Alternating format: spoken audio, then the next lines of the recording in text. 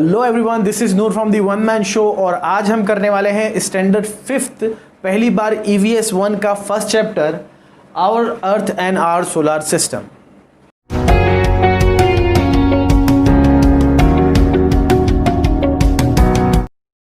तो दोस्तों, जैसे कि मैं हमेशा कहता हूं, अगर आपको साइंस अच्छी तरह से पढ़ना है तो आपको ज़रूरत होती है बहुत अच्छे नोट्स की और कोई एक अच्छे से समझाने वाले टीचर की। तो आपके पास ज़रूर टीचर होंगे अच्छे से समझाने वाले, पर शायद अच्छे नोट्स आपको नहीं मिल पा रहे होंगे ड्यू टू दिस छुट्टियाँ।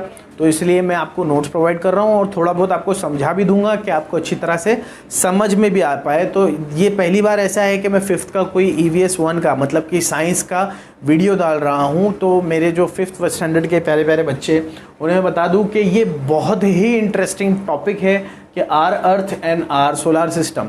इसमें बताया जाएगा कि हमारी जो दुनिया है वो अर्थ है, वो कहाँ पर एग्जिस्ट करती है एग्जैक्टली, और जो जिस जगह पर वो एग्जिस्ट करती है वो इन्वायरमेंट क्या है, वो पूरा क्या हर चीज़ के बारे में कि अर्थ के ऊपर क्या है, नीचे क्या है, दाएं क्या है, बाएं क्या है, अर्थ के बाहर एक्चुअली है क्या, ये सब आपको पढ़ाया जाएगा। इससे पहले इस बारे में हमने कुछ भी नहीं पढ़ा है, या अगर आप कहीं गए होंगे नेहरू ऑडिटोरियम या ऐसी जगह पर जहाँ पर इस बारे में दिखाया जाता है या पढ़ाया जाता है, तो आपको थोड़ी बहुत मालूमात होगी, मगर उससे ज़्यादा शायद आपको मालूमात ना हो। तो आज हम पढ़ेंगे about the earth and our solar system. हमें पता है कि हमारा एक सोलर सिस्टम है जहाँ पर हमारी अर्थ एग्जिस्ट करती है। अब सबसे पहले तो साइंस आप जब भी पढ़ते हैं, आइदर वो फिज़िक्स हो, केमिस्ट्री हो, ये सारी जो चीज़ें, या बायोलॉजी हो, तो जब ये चीज़ें ज़्यादातर की फिज़िक्स, जब ये this is a quantum physics, अगर आप जब भी देखेंगे तो ये जो फिज़िक्स की बातें हैं, ये जो थ्योरीज़ है, ये सब बेस्ड होती है इमेजिनेशंस पर। सबसे पहले ऐसे कैमरास तो आपके पास अभी भी नहीं है, उस ज़माने में क्या होंगे जब इस बारे में पता चला होगा कि हमारे पास एक सोलर सिस्टम है जिसके अंदर एक सन है, उसके बाद में एक मर्क्यूरी है, उसके बाद में जुपिटर है, उसके बाद में अर्थ है, उसके बाद में मार्स है। लेकिन ये सब पता कैसे चला? क्या इतना कैमरा हमने दूर भेजा था कि हमने वो पूरा फिल्म देखा कि सबसे पहले एक सन है, उसके बाद में मर्क्यूरी है, उसके बाद में और दूसरे प्लैनेट्स हैं? नहीं। तो ये सब जो भी साइंस में ज़्यादातर पढ़ाया जाता है या जो हम पढ़ते हैं, ये हाइपोथेटिकल स्टडीज़ है, मतलब ये ज़्यादातर कंसीडर की हुई है और कंसीडरेशन सही निकली है। जब आगे जाके पता चला तो हाँ, ये कंसीडरेशन सही निकली है। तो इस तरह से science is based on imagination. जो कुछ भी हम पढ़ते हैं ये इमेजिनेशन पे बेस्ड है, कोई पक्की थियरी इसके लिए है नहीं। मैन वॉज अ एप, बंदर था, इंसान है ना, ये भी एक इमेजिनेशन है। हम नहीं बोल सकते पता नहीं क्या था, लेकिन ये थियरी सही लगती है, इसीलिए हम इसे मानते हैं कि हाँ भाई, इंसान जो थे वो पहले एप थे, पहले बंदर थे, फिर वो इंसान बन गए। तो ये एक इमेजिनेशन है, ये थियरी एक इमेजिनेशन है। हमारे पास इतने करोड़ों साल पुराने कोई सबूत मौजूद नहीं है। तो science is a study based on imagination. Imagination पर बेस्ड होकर साइंस बना है, और इसीलिए आपको ये नहीं सोचना है कि आप जो पढ़ रहे हो वो गलत भी हो सकता है या वो गलत है, क्योंकि वो किसी की इमेजिन की हुई चीज़ है। शायद आपके इमेजिनेशन में कोई फ़र्क हो और वो सही हो। तो इतना डीप तो हम लोग फ़िलहाल जाएंगे नहीं। फ़िलहाल हम लोग 5th में, तो हम लोग क्या करेंगे, हम लोग देखेंगे 5th में क्या बताया गया है about our earth and our outer space. अब जैसे आप सुनते हो स्पेस क्या होता है दोस्तों? स्पेस आप सुनोगे ना तो आप डर जाओगे, यार ये स्पेस क्या है, कभी सुना नहीं। स्पेस का मतलब वैसे तो जगह होती है, लेकिन एक्चुअली स्पेस का मतलब क्या होता है, मैं रिकमेंड करूँगा। एक इंग्लिश फिल्म है ग्रेविटी, आप सब लोग देखें। एक इंग्लिश फिल्म है ग्रेविटी जो आप सबको देखनी है। पता नहीं यूट्यूब पर अवेलेबल है या नहीं, पर कहीं ना कहीं ज़रूर होगी, नेटफ्लिक्स वगैरह पर। ग्रेविटी ज़रूर देखना, उसमें बहुत अच्छे से एक्सप्लेन किया गया है अबाउट स्पेस, एक्चुअली स्पेस क्या है, और बहुत ज़्यादा नॉलेजेबल फिल्म है। आप देखोगे आपकी नॉलेज ही बढ़ेगी। अच्छी फिल्म है, कुछ फालतू उसमें है नहीं। तो प्लीज़ मैं रिकमेंड करूँगा मेरे 5th के बच्चों के, आप लोग एक फ़िल्म देखें जिसका नाम है ग्रेविटी, बहुत अच्छी फिल्म है। उसके बाद में हम लोग अभी आते हुए हमारे कि ये चैप्टर में क्या है, our earth and our solar system. तो सबसे पहले शुरू करते हैं अर्थ से। अर्थ क्या है? अर्थ एक ऐसी जगह है जहाँ हम लोग रहते हैं, हमारा घर है अर्थ। लेकिन हमको नहीं पता था कि अर्थ कहाँ एग्जिस्ट करता है इस यूनिवर्स के अंदर। Earth is a green planet, ये एक प्लैनेट है जहाँ पर हम इंसान रहते हैं। और हमारे पूर्वजों ने, जो बहुत ज़्यादा जानकार थे, जिन्हें साइंटिस्ट कहा जाता था, खोजकर्ताओं ने ये खोज की थी कि हमारी तरह के हमारे सौरमंडल में, सौरमंडल का मतलब होता है सोलर सिस्टम में 7-8 प्लैनेट्स हैं। 8 प्लैनेट्स है और एक स्टार है जो है सन। और हर प्लैनेट्स के शायद कुछ कुछ सैटेलाइट्स है, कहीं पर ड्वार्फ प्लैनेट्स है, ये और अलग अलग चीज़ें हैं। तो उस बारे में जो पढ़ाई है, कैसे है, सन कहाँ पर है, मर्क्यूरी कहाँ पर है, जुपिटर कहाँ पर है, फिर आपकी अर्थ कहाँ पर एग्जिस्ट करती है, ये बारे में ये जो तरतीब है इसको पूरी तरह से समझने के लिए 5th स्टैंडर्ड का पहला chapter is the best chapter. ऐसा चैप्टर आपको 5th से लेके 10th तक कभी नहीं मिलेगा। इतनी रॉ नॉलेज आपको कहीं नहीं मिलेगी, बहुत इंटरेस्टिंग है। मैं तो बोलूँगा ये वीडियो देखने के बाद में एक बार पूरा चैप्टर पढ़ना, शायद हम लोग बहुत कुछ भूल जाए लेकिन वो चैप्टर हर चीज़ कवर करेगा दोस्तों। तो मैं तो आपको नोट्स दे रहा हूँ, देखो नॉलेज तो दे रहा हूँ लेकिन साथ में नोट्स दे रहा हूँ। तो आपको क्या करना है, अच्छे से ना इसका एक स्क्रीनशॉट लेना है और उसको लिखना है, अपनी बुक कंप्लीट करनी है ताकि ईजी पड़े। तो हम लोग चालू करते हैं अभी यहाँ पर। सबसे पहले देखो स्पेस क्या है। मैंने क्या बोला, स्पेस के लिए क्या देखना है अपने को, एक फिल्म देखनी है। लेकिन फिलहाल एक उसका छोटा सा डेफिनेशन हमारे पास होना चाहिए। The emptiness between and beyond the stars and planets is called space.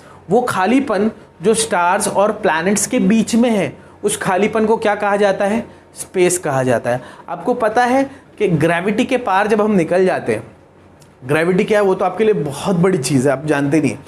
Gravity वो चीज़ है जिससे हम ज़मीन से जुड़े हुए, अगर ग्रेविटी नहीं होती तो हम हवा में उड़ते रहते। एक ज़मीन की एक हद है, एक लिमिट है, वो लिमिट तक जब आप पहुंच जाओगे और जब उसके ऊपर चले जाओगे तो वहाँ पर ग्रेविटी नहीं होगी, मतलब आपकी जो बॉडी वेट होंगे वो ज़ीरो हो जाएंगे। अर्थ की ग्रेविटी नहीं होगी, वहाँ पर जाने के बाद में आपका बॉडी वेट क्या हो जाएगा, कम हो जाएगा या ज़ीरो हो जाएगा और हवा में आप तैरने लगोगे। उस जगह को कहा जाता है स्पेस। जहाँ पर ज़मीन की हद, जहाँ पर अर्थ की लिमिट्स ख़त्म हो जाती है, आउटर स्पेस में आप चले जाते हैं, उस जगह को क्या कहा जाता है, स्पेस कहा जाता है। वहाँ पर ऑक्सीजन नहीं होता, ऑक्सीजन वहाँ पर नहीं होता। इसीलिए मैंने कहा आप जब फिल्म देखोगे ना आपको एकदम अच्छे से क्लियर हो जाएगा कि क्या है और क्या नहीं। तो फिलहाल बहरहाल एक छोटा सा definition for space is the emptiness between and beyond the stars and planet is called space. ठीक है, अब इसके अंदर दो नई चीज़ें आई, एक आया स्टार और एक आया प्लैनेट। अब बोलोगे सर स्टार क्या है और प्लैनेट क्या है, तो देखो स्टार क्या है। Star is the heavenly bodies that twinkles are called stars. Stars have their own light. एक ही एग्जाम्पल है उसका जो हम जानते हैं, उसका नाम है सन। स्टार वो है जो आसमान में देखते हो और जो ट्विंकल करता है ना, वो स्टार है। वो ड्वार्फ प्लैनेट्स वगैरह नहीं है, वो स्टार्स है जो ट्विंकल करते हैं। वो क्या है, स्टार्स है। और वो क्यों ट्विंकल करते हैं, क्योंकि उनकी ओन लाइट है, वो खुद की लाइट है उनकी। वो शायद स्टार हमारे सन के इतने हो या हमारे सन से भी ज़्यादा बड़े हो, लेकिन वो बहुत दूर है, वो हमारे सोलार सिस्टम से भी बहुत दूर है, तो हम नहीं जानते उनकी हकीकत। तो हम कंसिडर करते हैं कि वो स्टार्स है क्योंकि वो ट्विंकल करते हैं और उनके पास उनकी ओन लाइट है। हमारा स्टार कौन सा है, हमारे सौरमंडल में या हमारे सोलार सिस्टम में एक ही स्टार है जिसे हम कहते हैं सन। सन एक ही स्टार है जिसमें से लाइट हर एक प्लैनेट्स को और हर एक सैटेलाइट्स को मिलती है। उजाला करने का एक ही ज़रिया है हमारे सौरमंडल में या हमारे सोलार सिस्टम में, जिसे हम क्या कहते हैं, सन, सूरज। एक ही स्टार है, एक से ज़्यादा स्टार नहीं है। हमारे सोलार सिस्टम में एक ही स्टार है। बाहर और कोई सोलार सिस्टम होगा और उसमें ज़्यादा स्टार्स होंगे, वो हम नहीं जानते, लेकिन हमारे सोलार सिस्टम में सिर्फ एक स्टार है जिसका नाम है सन। तो भाई स्टार की क्या होती है definition, the heavenly bodies that twinkles are called stars. Stars have their own light, जिसमें से एक ही है हमारे पास, वो क्या है, सन। अब दूसरा क्या था, the emptiness between the stars and planets. ये प्लैनेट्स क्या होता है, अर्थ इज ऑल्सो प्लैनेट्स। लेकिन प्लैनेट्स को पहचानने के लिए आपको क्या करना पड़ेगा, है क्या प्लैनेट्स क्या है, उसका एक वेल डिफाइंड डेफिनेशन क्या है। तो देखते क्या है, the heavenly bodies that do not twinkles are called planets. वो हेवनली बॉडी मतलब जो स्पेस में पड़ी बॉडीज है उनको क्या कहा जाता है, हेवनली बॉडीज। वो हेवनली बॉडीज जो ट्विंकल नहीं करती वो क्या कही जाती है, वो कही जाती है प्लैनेट्स। और उनके पास उनकी ओन लाइट नहीं होती। जैसे कि फॉर एग्जांपल हमारा अर्थ के पास उसका ओन लाइट नहीं है। अर्थ को लाइट कहाँ से मिलती है, अर्थ को लाइट मिलती है सन से। इसीलिए तो अर्थ का जो पार्ट सन की तरफ होता है वहाँ पर दिन होता है, और जो पार्ट सन की तरफ नहीं होता at the time of revolution, जिस तरफ हमारा फेस होता है सन की तरफ, उस तरफ क्या होता है, दिन होता है, और पीछे की तरफ क्या होती है, रात होती है। इसीलिए आप देखेंगे जो टाइम स्पैन है वो वर्ल्ड में हर जगह पर अलग है। कहीं पर इंडिया से 4 घंटे आगे, कहीं पर 6 घंटे आगे, कहीं पर 12 घंटे आगे। तो ये उसी तरह से मैनेज होता है जिस तरह से हम रिवॉल्व होते हैं, रिवॉल्यूशन के हिसाब से ये मैनेज होता है। सेकेंडली, क्योंकि हमें भी वहाँ से मिलती है, हमारे अलावा और 7 है। वो कौन कौन से? सबसे करीब है मर्क्यूरी, फिर है वीनस, फिर है अर्थ, फिर Mars, then Jupiter, then Saturn, फिर यूरेनस, नेपट्यून और लास्ट में प्लूटो, जिसे ड्वार्फ प्लैनेट भी कहा जाता है। आपको ये सब लर्न करना पड़ेगा दोस्तों। तो बहुत आसान है, आप 2-3 बार लिखेंगे, अच्छे से पढ़ेंगे, और इसका एक चार्ट है, हम बनाएंगे अगले वाले वीडियो में, और हम देखेंगे ना तो आपको ईजिली याद हो जाएगा वो कि कैसे कहा जाता है। उसके अलावा हमारे ये तो क्या हो गया, ये है हमारे प्लैनेट्स, ये प्लैनेट्स है हमारे सौरमंडल में या हमारे सोलार सिस्टम में। सोलार सिस्टम में इसके अलावा और क्या क्या है वो देखते हैं। इसके अलावा है सैटेलाइट्स। सैटेलाइट्स मतलब जो प्लैनेट्स है वो कहाँ से लाइट लेते हैं, वो सन से लेते हैं। लेकिन जो सैटेलाइट्स है वो कहाँ से लेते हैं, वो प्लैनेट्स की लाइट को रिफ्लेक्ट करके जो लाइट आती है उससे अपना काम चलाते हैं। जैसे ये जो प्लैनेट्स है ना सारे, ये सन के चारों ओर घूमते हैं, चारों ओर घूमते हैं, और उस घूमने को बोलते हैं रेजोल्यूशन। उसी तरह से ये सैटेलाइट्स जो है ना वो इन प्लैनेट्स के चारों ओर घूमते हैं। जब आप चार्ट में देखेंगे आपको इजीली वो चीज़ समझ में आ जाएगी। उस सैटेलाइट्स के अलावा है ड्वार्फ प्लैनेट्स। ड्वार्फ प्लैनेट्स मतलब जो छोटे छोटे छोटे हेवनली बॉडीज़ हैं जिनकी खुद की कोई लाइट्स नहीं है और वो भी घूम रहे हैं इनके साथ में, नॉन डिफाइंड शेप के है। एस्टेरॉइड्स, और एस्टेरॉइड्स क्या है वो भी हम पढ़ेंगे, इसकी भी हम एक डेफिनेशन, हर एक चीज़ की डेफिनेशन अभी मैं लिखाऊंगा आपको। सन क्या है, सन इज द स्टार। तो ये सब, ये 1 2 3 4 5 6 7 8 9 planets plus satellites plus dwarf planets plus asteroids और साथ में सन, जब ये सारी चीज़ें मिलती है ना दोस्तों, जब ये सारी चीज़ें मिलती है तब जाके बनता है हमारा सौरमंडल, या जिसे हम कहते हैं सोलार सिस्टम। तो सबसे पहले एक स्क्रीनशॉट ले लीजिए, फिर इन सब के हम लोग क्या देखेंगे, इन सब के अलग अलग डेफिनेशन देखेंगे। Please take a screenshot. तो आइए दोस्तों जानते हैं कि आगे की जो डेफिनेशंस है वो क्या है और उनके बारे में थोड़ी बड़ी मालूमात लेते हैं। सबसे पहले सैटेलाइट्स। अब तक हम कहाँ तक आए थे, प्लैनेट्स तक। अब हम जानते हैं सैटेलाइट्स क्या है। जिस तरह से मैंने कहा था कि प्लैनेट रिवॉल्व करते हैं अराउंड सन, उसी तरह से प्लैनेट्स के रिवॉल्व करते हैं कुछ दूसरी हेवनली बॉडीज़, और उन हेवनली बॉडीज़ को कहा जाता है सैटेलाइट। और देखिए हमारी जो सैटेलाइट है, हमारी जो नेचुरल सैटेलाइट है वो है मून। मून जो है वो अर्थ के अराउंड रिवॉल्व करता है, उसका जो ऑर्बिट है वो अर्थ के चारों तरफ है। तो some heavenly bodies revolve around planets are called satellite. Example तो एक ही हमारे पास मून, क्योंकि और बाकियों के सैटेलाइट्स को हम नहीं जानते। सेकेंड है ड्वार्फ प्लैनेट। ड्वार्फ प्लैनेट क्या होते हैं, there are some smaller heavenly bodies, कुछ छोटी छोटी न्यूमेरियस हेवनली बॉडीज है बहुत सारी, जो रिवॉल्व करती है सन के अराउंड, जो सन के अराउंड रिवॉल्व करती है इंडिपेंडेंटली। जो बड़े बड़े हैं उन्हें तो प्लैनेट कहते हैं, लेकिन जो छोटे मोटे हैं उन जो रिवॉल्व करते हैं सन के अराउंड, जिस तरह से ये प्लैनेट करते हैं, उनका भी खुद का एक ऑर्बिट होता है। दे इंडिपेंडेंटली रिवॉल्व, वो खुद से ही रिवॉल्व करते हैं, और उन्हें क्या कहा जाता है, ड्वार्फ प्लैनेट। और प्लूटो को भी ड्वार्फ प्लैनेट में गिना जाता है। देखिए क्या है, there are some smaller heavenly bodies that revolve around sun, they revolve around the sun and they have their own orbit, are called dwarf planets. ठीक है, अब देखते हैं एस्टेरॉइड्स क्या है। मार्स और जुपिटर्स के बीच में, दोनों के ऑर्बिट के बीच में थोड़ा ज़्यादा गैप है।